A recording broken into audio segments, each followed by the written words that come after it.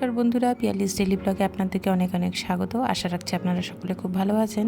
তো আজকে নিয়ে এসেছি আপনাদের সামনে চিংড়ির মাছের একটা নতুন রেসিপি। নিজের মনের মতো করে রান্না করলাম। প্রথমে চিংড়ি মাছগুলোকে লবণ হলুদ দিয়ে মেখে রেখেছিলাম, সেগুলোকে ভেজে তারপরে সেই তেলে জিরে ফোড়ন দিয়ে পেঁয়াজ, টমেটো, একে একে আলু সব দিয়ে ভেজে নিচ্ছি। ভালোভাবে ভাজার পরে দিয়ে দিলাম লবণ আর হলুদ, যাতে আলুতে একটু লবণটা ঢোকে আর কালারটা খুব সুন্দর আসে।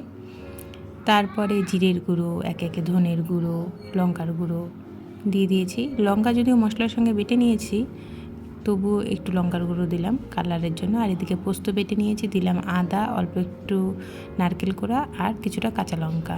সেই গ্রেভিটা দিয়ে দিলাম, দিয়ে সেই মশলাটাকেও কিছুক্ষণ ভালো করে কষালাম। আসলে কি বেশিরভাগ সময়টাই রান্নাঘরে কাটে প্রত্যেকটা মেয়ে মানুষের, তাই রান্না নিয়েই ব্লগটা বেশি হয়। তাছাড়াও চেষ্টা করি অন্যান্য বিষয় নিয়ে ব্লগ করার। মশলাটা কষার পরে দিয়ে দিয়েছি সামান্য জল, তারপরে দিয়ে দিলাম ভাজা মাছগুলো। এরপরে কিছুক্ষণ গ্রেভিটাকে নাড়াচাড়ার পরে তাতে আমি জল অ্যাড করে দিয়েছি, আর প্রয়োজন মতো লবণও দিয়ে দিয়েছি। আর গরম মশলা তো সবসময় আমি এরকম হাতে থেতে করেই দিই। আর তৈরি আজকে চিংড়ি মাছের রেসিপি। কেমন লাগলো রেসিপিটা অবশ্যই জানাবেন। দেখা হবে নতুন ব্লগে।